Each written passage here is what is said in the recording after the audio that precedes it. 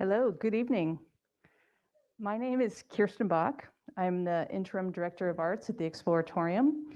I would like to begin tonight by welcoming you all back to the Exploratorium after an unprecedented 15-month closure in the 50-plus year history of the Exploratorium. It's been wonderful to open our doors to you again, even with our masks on. I welcome you to this conversation on one of our first evenings of After Dark programming since our reopening on July 1.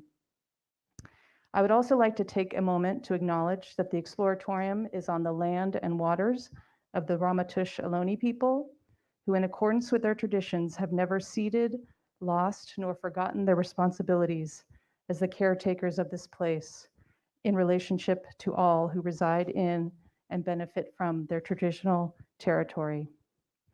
We pay our respect to the Ramaytush Ohlone elders, both past and present.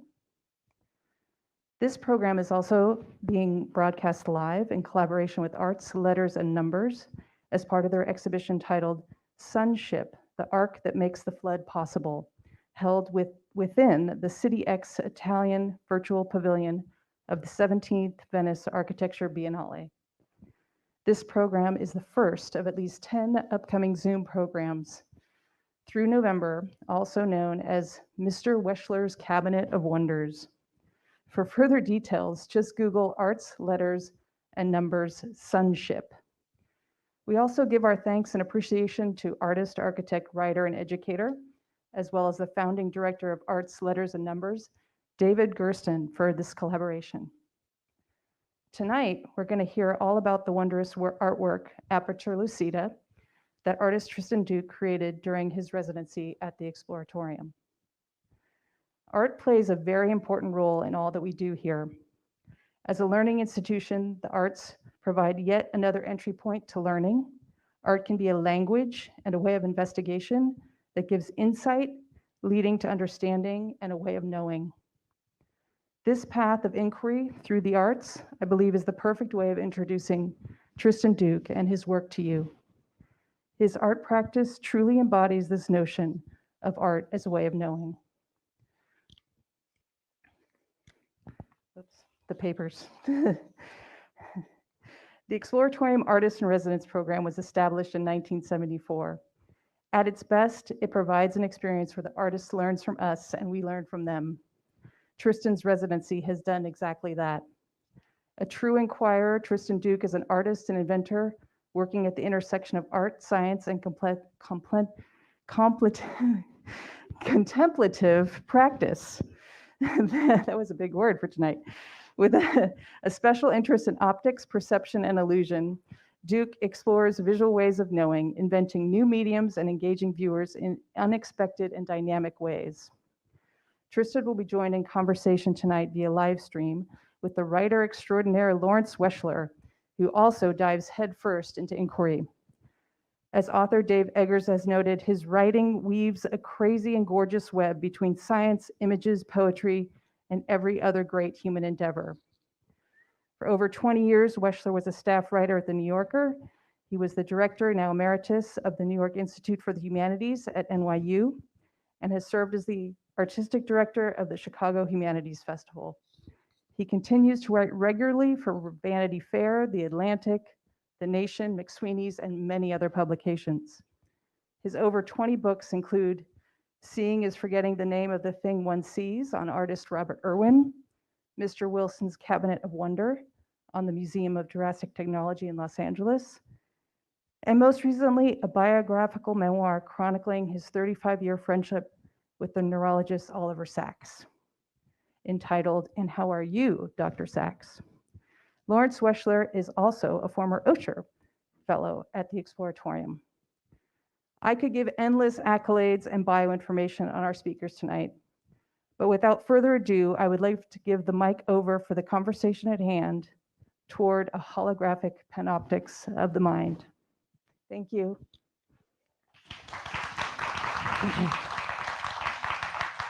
Hello. Hello, everybody. Oh, You hear see each other. Ren Weschler here on our little monitor. Yeah, we were hoping that I could have little hands on the on the armchair there with gloves to indicate that I was a real person. But anyway, Tristan, it's so good to see you. And I thought we could talk a bit precisely about your practice, which has fascinated me for a long time. And all of that as a way of leading to a conversation about this remarkable piece that you premiered, was it 15 months ago? Yeah, just over, yeah. Yeah, and the Aperture Lucida, which we'll get to presently. No sooner had you premiered it, the whole place shut down, and you almost shut down. You were, I suspect you were one of the first people to get COVID, actually. On opening night, you were really, really sick. Yeah. But anyway, it's good to open it again and be there with you doing so. So I was thinking we could talk a little bit about your prior practice. I know you put together some slides that you could walk us through some of those.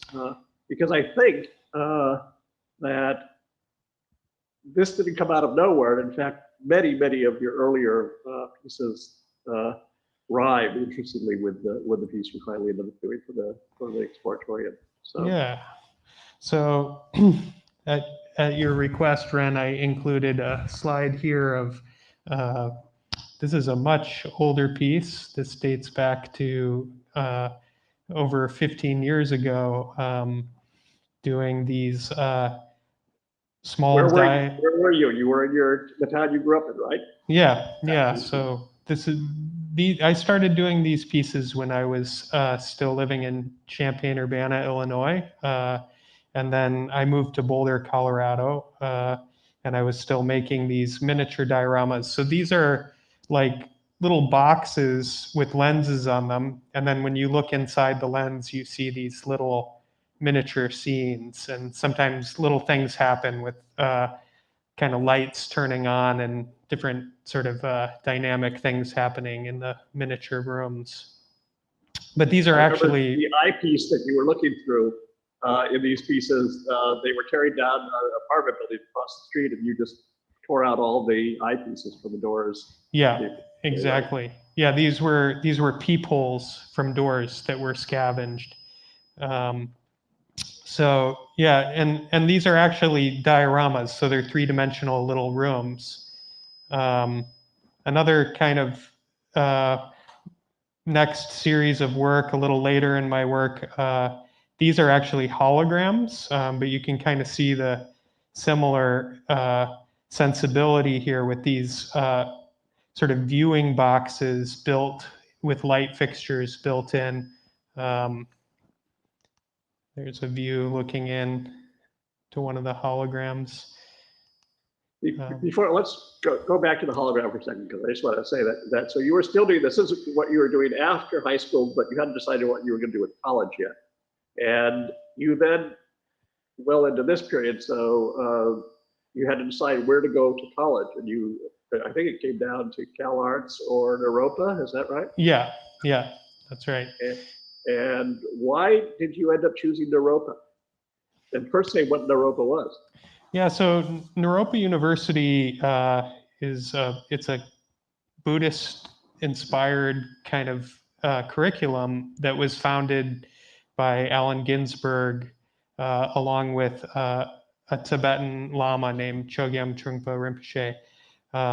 And so it's a contemplative-based university, and I think the piece, the reason that I ended up at Naropa was that so much of my work really is all about kind of mind and perception and thinking about how we see and make meaning in the world. And so a lot of my work is infused with that kind of sense of inquiry and really looking at perception as the focus.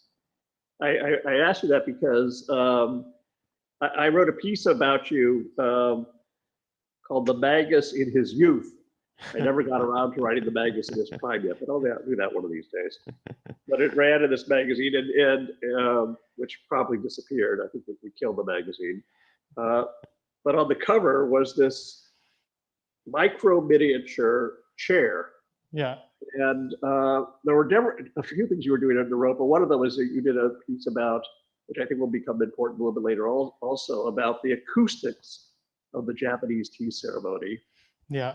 And we'll talk about that more later. But the thing that was interesting here is that after you'd done these dioramas that you're looking at there, the holograms, you actually went into micro miniature sculpture where you were doing incredibly precise, using literally individual hairs to make a chair. Yeah. And the way the piece ends, while I was in the virtual dark green room right now, while all of you were gathering. I was in the dark, but I was able to just remind myself. I read the end of the piece, and it talks about this practice you did of how you were tried, how incredibly difficult it was to make this chair.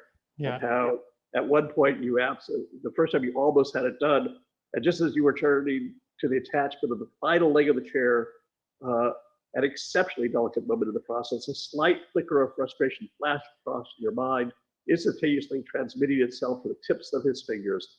Though his hands shuddered barely a 32nd of an inch he fingers, the sculpture looked like it had been run over by a truck. The next day he started again, and you got all the way to the end, and you just let out an exhalation of excitement, and the hurricane blew away the chair that you made. You did a whole third attempt to do it. The next day, a third attempt, steady. And only after he'd safely stowed the completed chair under an upturned cup did he let out a full exhalation. At which point he felt the sudden desire to be out and about under the bright sun of the vast Colorado sky, jogging up a winding mountain road. Breathing deeply, he concluded, this is our conversation, my arms swinging freely and with my heart pounding, I was suddenly struck by an expansiveness unlike anything I had experienced. I felt so tiny and yet gigantic all at the same time. As my feet pounded against the mountain path, I was repeating the mantra, I am the point of a very fine needle. We'll get to that in a few minutes, but I thought it's interesting that piece ends that way. So so after that, you began doing some other things. So let's go back to some of these other pictures you have for us. Yeah, so a lot of the work that I've been doing in the last 10 years has been around this idea of hand-drawn holography. So these are hand-etched holograms. Yeah, so the way that I would describe this is that these are kind of the analog of photography is to drawing as holography is to this technique. So it really is a holographic drawing technique. It's all done by hand.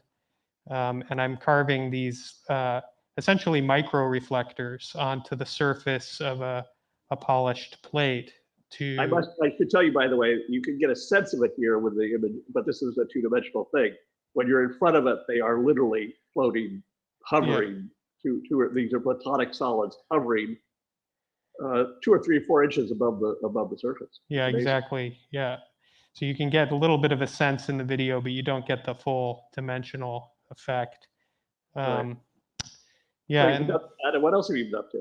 Yeah, and then another major part of my work over the last 10 years has been a collaborative practice with 2 other artists, Lauren Vaughan and Rich Nielsen in Los Angeles.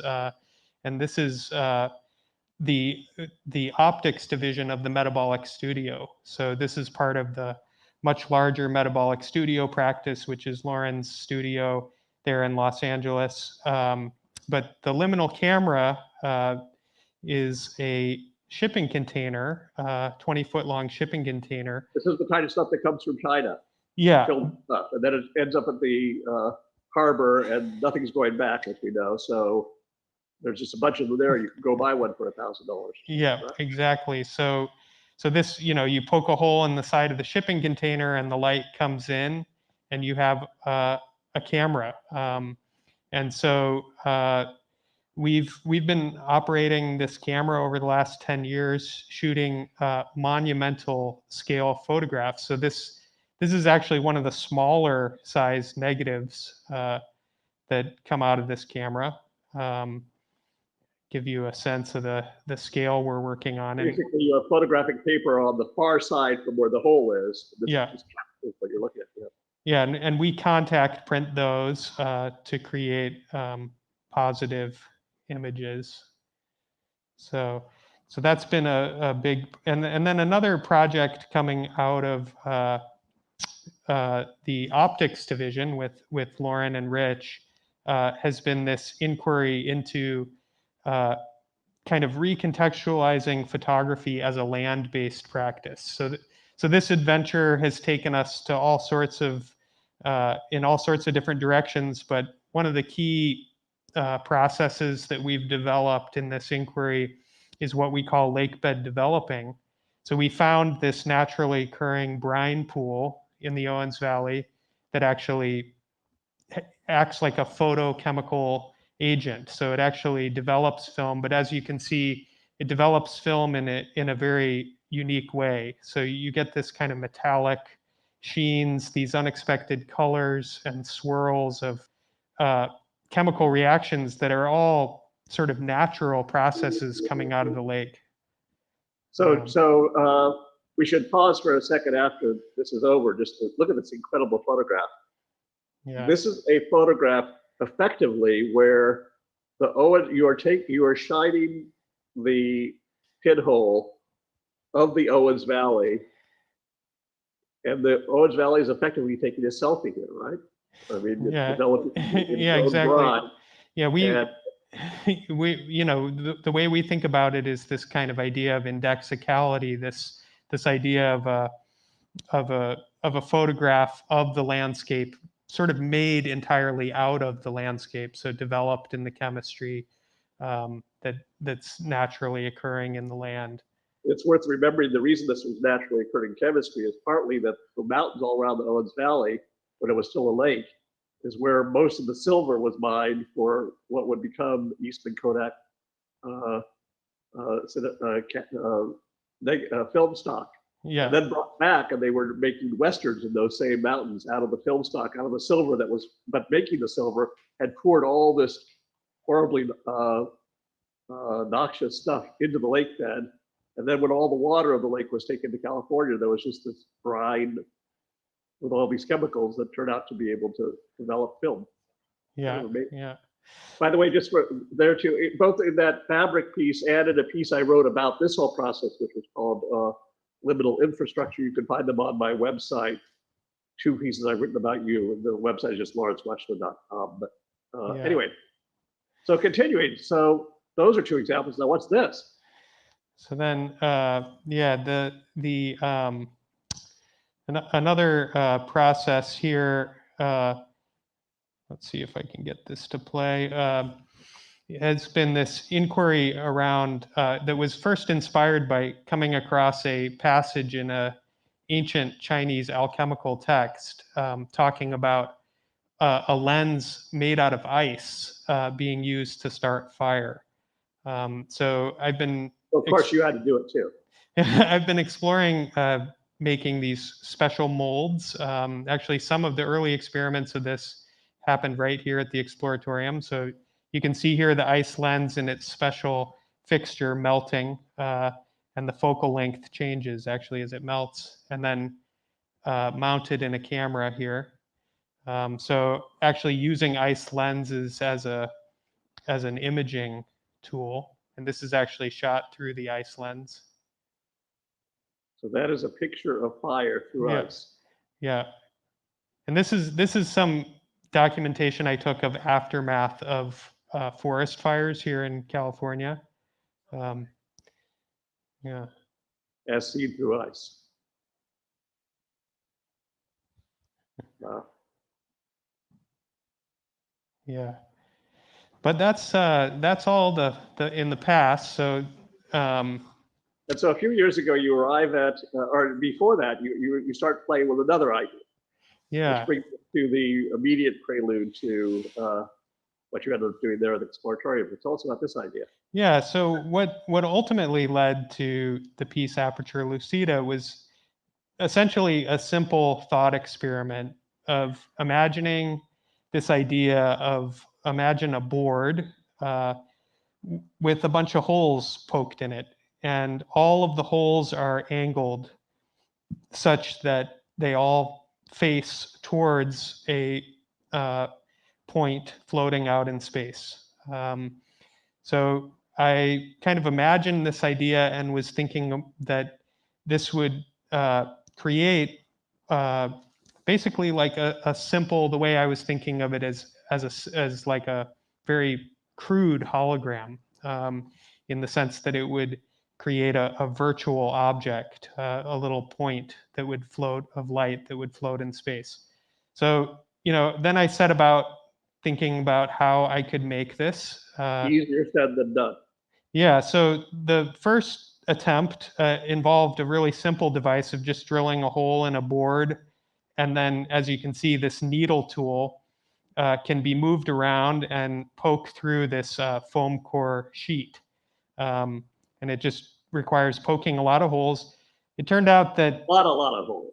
this first attempt was a little too crude. The pivot point where that needle passes through the board wasn't really precise enough. So I set about machining this gimbal that kind of allows all axes of freedom, and this rod can slide through this this little bushing here. And basically, you can see how this is a more precise version of the same thing.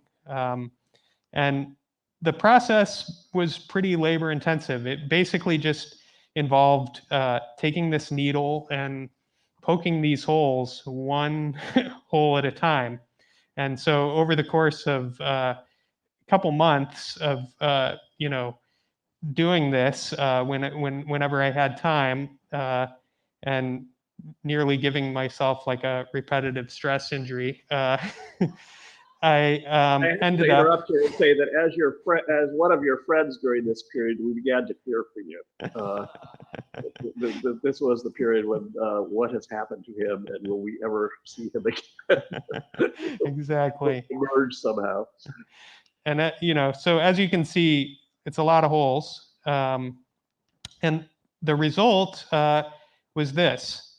So you can see that subtle. Can you guys see that subtle sort of little glint of light that's barely visible through there?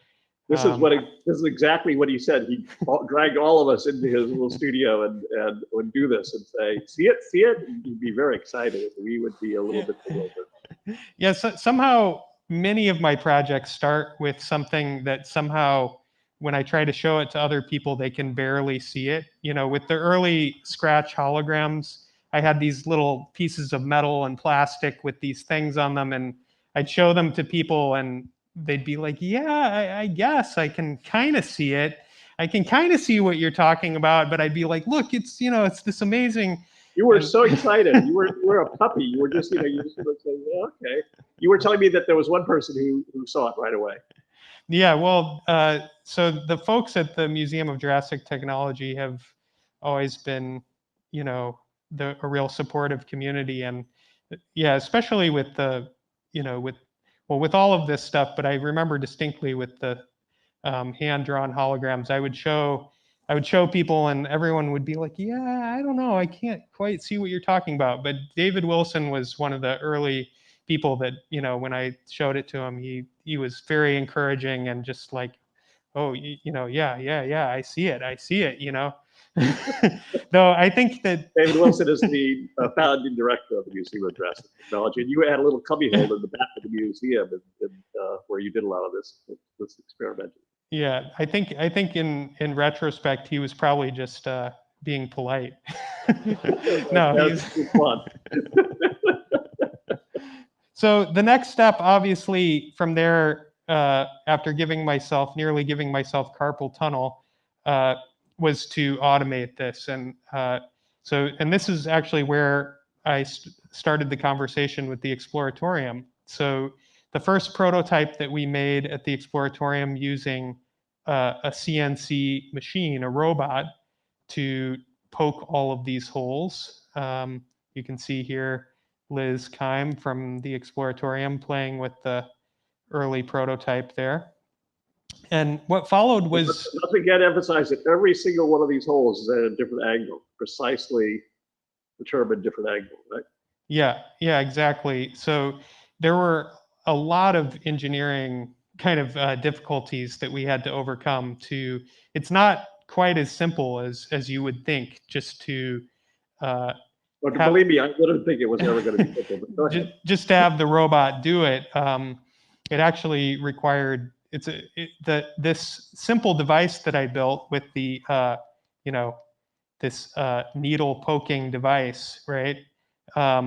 It actually is accomplishing. So this simple mechanism is actually accomplishing something that in the CNC world is pretty complicated. It's a 5-axis operation. So we had to do some clever kind of trickery to even be able to get the CNC machine to be able to kind of reproduce this effect. But we did a lot of prototyping. Actually, too many various little different prototypes to even go into here, but I included a selection of some of the major steps. So after we first figured out kind of the basic of how to get the image made, then we started scaling up a little bit, and we also started troubleshooting this idea of how the effect could cross a corner, and starting to think about not just having one sheet, but having multiple sheets that could actually meet. And the basic idea of this corner operation is to create like a full 360-degree illusion. So here's a model, and notice how as this spins around, as it's configured in such a way that as the ball of light sort of falls off one side, it gets picked up by the next panel. So you really have this full 360-degree experience where you can walk all around it. Let's make clear, by the way, that this ball of light is a ball of light. There is no ball. This is just immaterial glowing in midair. Yeah, right? and of course, what you can't see, once again, because we're looking at a flat screen, is the dimensional effect. So in any of these videos, like when Liz is manipulating this thing here, you can kind of get the sense from the parallax, as the motion parallax as she moves it around. But that ball of light is a good, 1.5 feet behind the screen that she's holding. So from there, once we kind of sorted out this corner question, we still were not sure how this thing would scale once we went up to the much larger scale that I wanted to be able to do. So this is another prototype here, and notice this prototype has these secondary images. So there's kind of this flower pattern around the central sort of virtual object of the ball of light. So Again, this is virtual. This is not. This is floating in midair. What you're actually looking at are a bunch of dots, but it has this effect of being. Yeah, and basically the concept for the final piece is illustrated here. So creating the lines that you see there are showing the kind of directions of the light paths, and we have all of these holes that are all focused and pointing towards that one central point. So again, a lot of the sort of troubleshooting around this project was around, just the sheer number of holes we had to drill and trying to figure out how to get the machines to be able to feasibly do this and get them to line up the way we needed them to. Can you imagine any other place but the Exploratorium where you could do this kind of work? I mean, the Exploratorium really was the perfect laboratory to be doing this. And, there's a lot of people that helped to make this happen. That's Ray Grunig there, who worked with me through most of the entire process. Peter Taylor was instrumental. We had a lot of amazing minds going into the there are a lot of conversations just about how do we make this happen, what kind of tooling do we need, how can we get it to work. So here's so installation was no small feat either. We had to build a special kind of rig just to get these panels up and align them. But For those of you who are there in the audience, when you go back and look at the thing, look at it from the side, and you realize it's like 5 different panels for each. 10 each actually. of the monoliths are 10. 5 panels with holes at different points in the panels and so forth. Yeah. So actually, each individual panel is made up of 10 discrete sheets. So that gives you an idea of we had to, so every single hole is actually 10 holes that need to line up. So this is the finished piece, and actually I'm gonna just run this short little intro to the video, which the full video, it's like a 5-minute video online, but I'm just gonna run a minute or so here. You can watch it on YouTube if you wanna see the full thing, but this gives you a sense of the piece.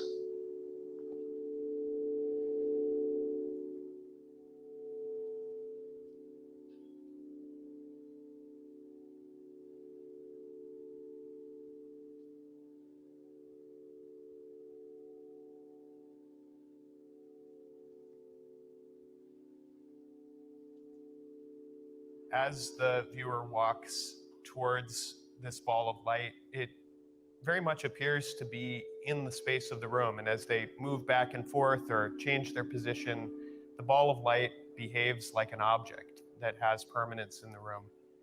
And then as you actually approach and then step into the ball of light, the experience opens up and shifts radically. The ball of light sort of expands to consume you, and at the same time sort of explodes and disappears. At that point, the mechanism of the sculpture becomes apparent. What appeared to be this black monolithic surface is in fact riddled with holes, and these holes are all precision aligned in order to create this optical illusion. So a couple things on the video. So one of the effects which we were exploring is, so not only does this configuration of holes create this virtual ball of light, but this experience of then walking into this ball of light. Of course, when you reach that central focus point, all of the holes are oriented toward you. And so suddenly what was this, black wall becomes like a transparent screen that you can see through. So that was one of the effect is of blowing your mind. And that's what, I mean, you are, there is a kind of subject-object relationship to you, there's the ball, there's you, there's the ball, there's you, and then suddenly, woof! Yeah, and one of the really fun things to experience is how people physically, viscerally react. I mean, some people actually sort of flinch almost as they pop into the ball because it feels like you're walking into something. And so it's one of the most gratifying parts of this piece was just being able to see visitors interact with it and just discover for themselves all of the different ways that they could explore it. I was thinking the people at Exploratorium, their social science division should have a little window into this thing and just watch people's reactions. Yeah, and another thing I wanted to mention from the video that we watched formerly is and actually I'm going to back it up and just kind of play that first part again. So the sound that you're hearing is actually a sound installation that's in the room. And so when you walk into the room, you hear kind of one noise that's happening, which you're hearing now. But then as you walk into the ball of light, there's actually a directional speaker that focuses sound as the viewer walks into that focal point. And so when you actually walk into the focal point, there's another part of the composition that happens in that focal point. It's not just light waves, it's sound waves too. Yeah, so it added, so I knew that I wanted to have some kind of sound element and that this kind of directional speaker would be a part of it. And this composer, Matt Barbier, who's based in Los Angeles and also part of the Museum of Jurassic Technology family, he composed this this amazing kind of sound score for that piece. And also the Exploratorium's Wayne Grimm was instrumental in making all of that come together, helping me to think through the acoustics of the space and helping to measure what the resonance of the room was so that Matt could kind of compose that piece and thinking about the acoustics of this directional speaker. But the effect is pretty profound because not only do you have this optical cue of this seeing this ball of light, you're also hearing it when you're in the space. And I would suggest that this goes back to your interest in the phenomenology of the sound of a Japanese tea ceremony. Absolutely, yeah. Matsukaze, the sound of the kettle in the tea ceremony is called "Wind in the Pines." Yeah. So also, by the way, you were pointing out in that piece about how that laughter can break out at any time. Mm-hmm. One of the sounds of the tea ceremony, where it's kind of silence and laughter, and that's definitely what's going on in that room. Absolutely, yeah, and I think that you know this this piece really is about playing with space and kind of void.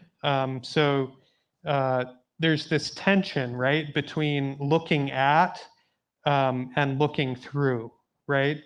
And so, one of the experiences of this piece is this thing that you think you were looking at, that you think is here in space, when you actually come up and get there, it dissolves and you realize that you're actually looking through and that you're seeing what you thought was here is actually there, right? So, but also it has a feeling of being seen. It's not just, when you get into the point where every point is pointing at you. Yes. You are set. It's not you are dispassionately looking at something. Suddenly you are seen. Yeah, and the whole world's. There's no place that does not see you. You must change your life. The Rilke poem. I mean, exactly. It's kind of deep moment. Yeah, and the piece really is about kind of it's sort of the sculpture is like a device for exploring different points of view, and there's a lot of things that you can do actually with someone else where you can say, okay, you stand there and I'll try doing this, and it's actually a fantastic experience to explore with other people. Yeah, I guess that also. One of the things that's interesting here is that this whole discussion is the world as play. But you and I have been having some conversations recently about how it also rhymes with a far darker thing in recent history.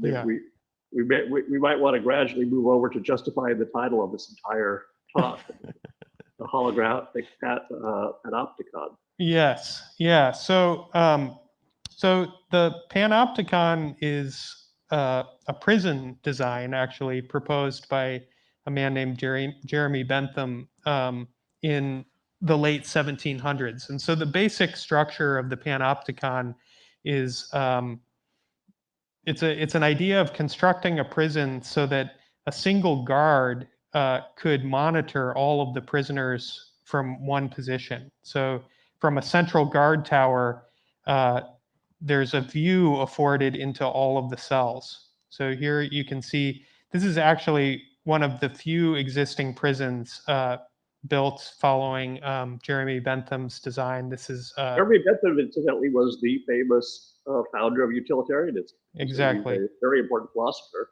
Yeah. And he was doing this, I think, not as some sadistic mad thing, but as some kind of,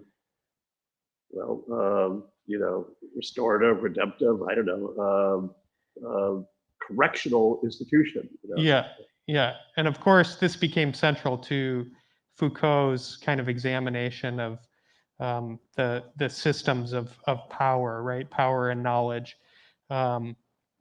So this is the Stateville prison, actually, in my home state of Illinois, and this is one of the few prisons kind of built along Bentham's design, and you can see here. Here's the central guard tower, and then we have all of these cells arrayed around it, and then you can see this is tracing the viewpoints, the sight lines out of that central guard tower, and so you know you can see the similarities here. When did that occur to you, by the way?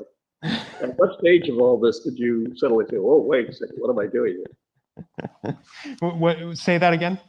At what stage of the whole process did you suddenly have this rhyme occur to you, and was it unsettling when it did?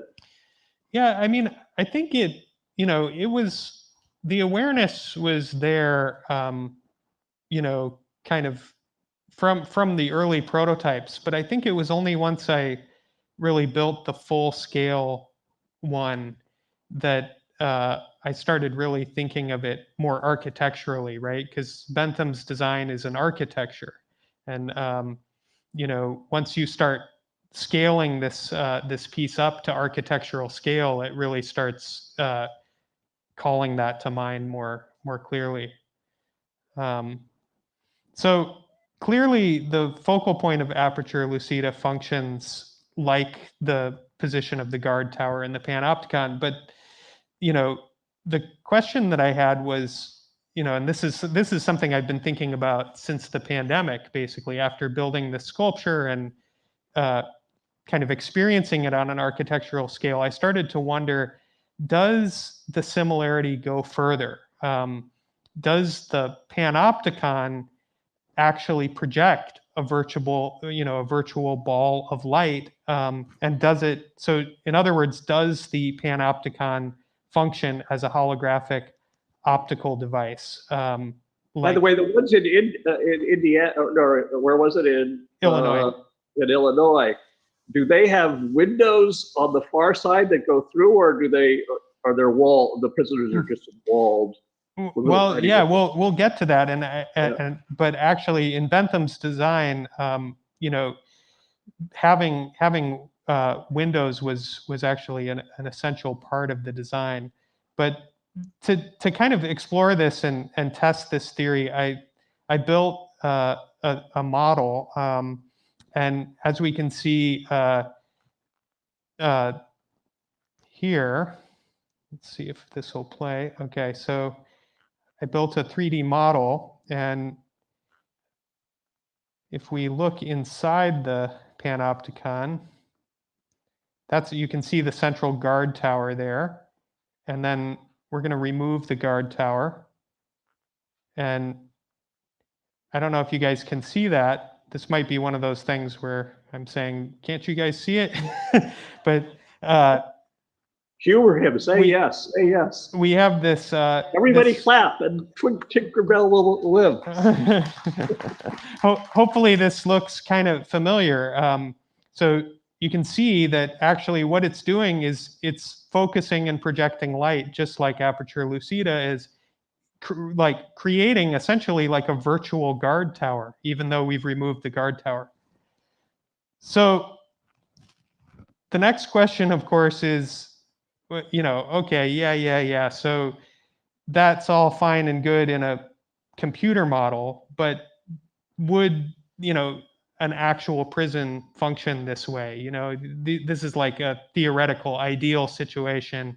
Certainly you wouldn't actually see this in a real Panopticon prison. So I did a little more research, and it turns out this is the ruins of the Presidio Modello in Cuba, which was built in the 1920s. It actually follows Bentham's design more faithfully than pretty much any other prison built, as far as I know.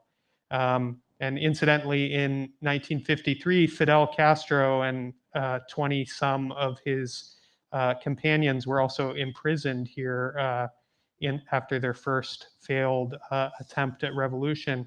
But you can see clearly, hopefully you can see in this slide, the Aperture Lucida style halo of light around the guard tower.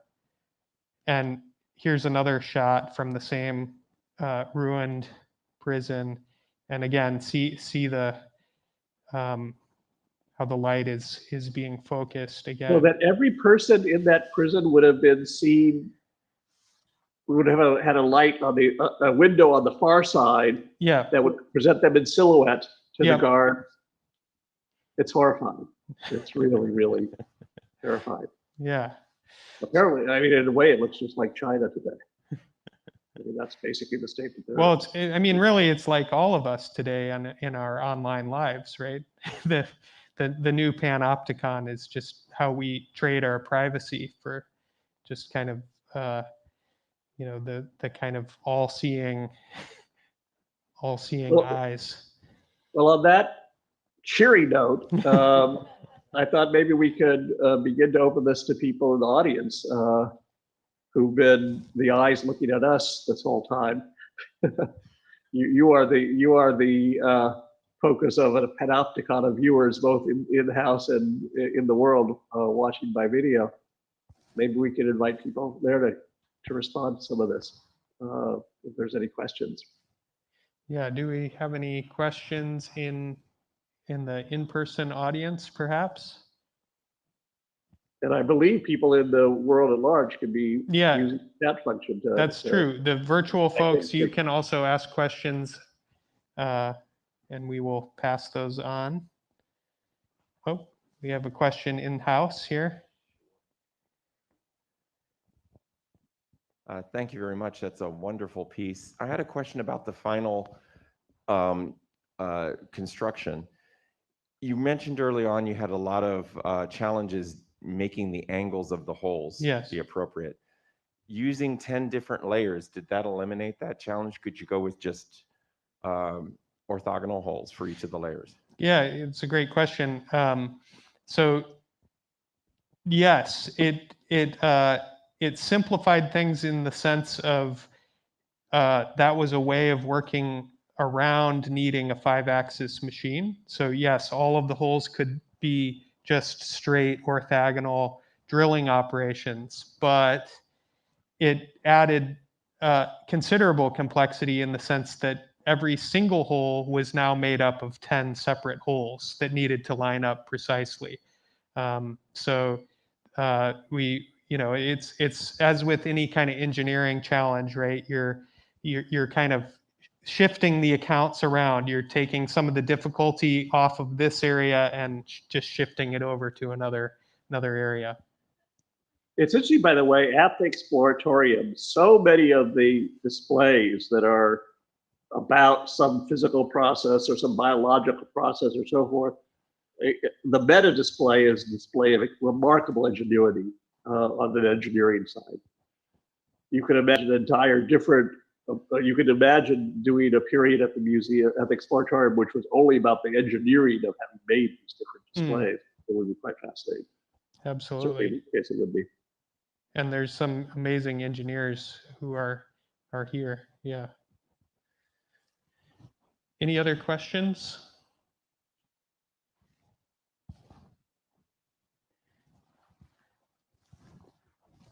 We got an in-house question here from Craig. It's a little frightening. How are you going to move it, and if you have to ship it somewhere? How does We were that just work? talking about that. It's actually interesting because for those of you who know, there's an entire field of interferometry and sort of metrology, moire metrology.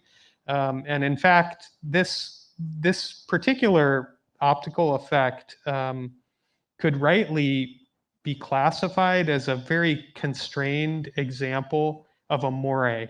It's like a moire pattern without any secondary or tertiary images. It's just the primary moire. And what that means is, so moire metrology, they actually use moire patterns to be able to track minute movements. It's a way of sort of through the leverage, the kind of optical leverage, kind of amplifying very slight deviations. And so the effect of that is that any very small movement between the front and back panel has a massive effect on the virtual image. So what that means is that all those seams, all those places where the image lines up, if any of those panels shift, the image moves really wildly. So it turns out that it's actually a small miracle that it came together as well as it did. And Ray Grunig was doing some of the fine tuning when I was like at home sick. So he got to deal with a lot of the really nitty gritty at the end. But it amazingly it did work. But it is a little bit tricky to get those panels lined up. So it's not something you want to take down and put up every day. Do us a favor and get rid of that prism so we can look at the other piece again if you can. That's a little bit disconcerting to see the prism behind you this whole time. Yeah, there, we'll go there. There, let's go there. Okay, other questions? Anybody in the world writing in? An audience. Nathan Birnbaum asks, hello, Tristan. How does this analog effect relate to the laser holographic phenomenon? Yeah, so that's a good question, and thanks for asking it. I've been playing it pretty fast and loose in this talk with using the word holography. So this, of course, is not truly a textbook hologram because it doesn't involve any kind of interference imaging. So, you know, this is actually more rightly related to kind of barrier screen parallax kind of displays. But I think it is actually very interesting to think of it in terms of holography because, you know, again, with the hand-drawn holograms, a lot of what I'm working with is trying to understand the fundamental structure of a hologram and trying to give sort of more tangible, visible ways for people to interact with and understand how information about an image can be distributed across a surface, and how, you know, something like a single point can actually have information about that point distributed across a large area. So there is a lot to be said about, you know, the relationship that this has to real holography. Unlike some other, you know, techniques that get called holography that really are just being called holography because they're 3D. This actually, there's kind of a reason that I'm contextualizing it within the realm of holography beyond just its 3D-ness. This question is the live audience, and Tristan, we're way in the back. Okay. Yeah, so a minute ago you mentioned moire patterns and metrology. Yeah. For those of us who aren't versed in the jargon, can you break those down for us? Well, basically, it's a little too much to get into here, but there's ways of measuring, doing really precise measurements. So if you've ever been driving down the freeway and seen like fences that line up, like chain link fences, layers of chain link fences, that's a moire pattern. When you see that kind of other ghostly sort of patterns start to emerge, or multiple screens lined up on top of each other. And that kind of patterning can be used to make really precise measurements of surfaces. So it's a technique that is used in engineering and analysis. So yeah, I think we're getting close to the end of the online session. There's And one thing I wanted to say before we go, and I wanted to Yeah. hand it to you, but those of you who are looking at me right now, my face in the screen I was told to move it, move my screen up and down until it got to exactly this thing by the people there in San Francisco. Said, okay, now you're perfect. They did not realize, but they had me put my face in such a way that it feels right. And the reason it feels right, ladies and gentlemen, is because if you go from the top of the screen to the bottom, and you break it into a golden section, so it's from the bottom, and then you go to this level here, that's 1, and then this is 0.618. So let me get over here. So the area from my eyes to the bottom, if that's 1, the area from my eyes to the top is 0.618, which is the golden section.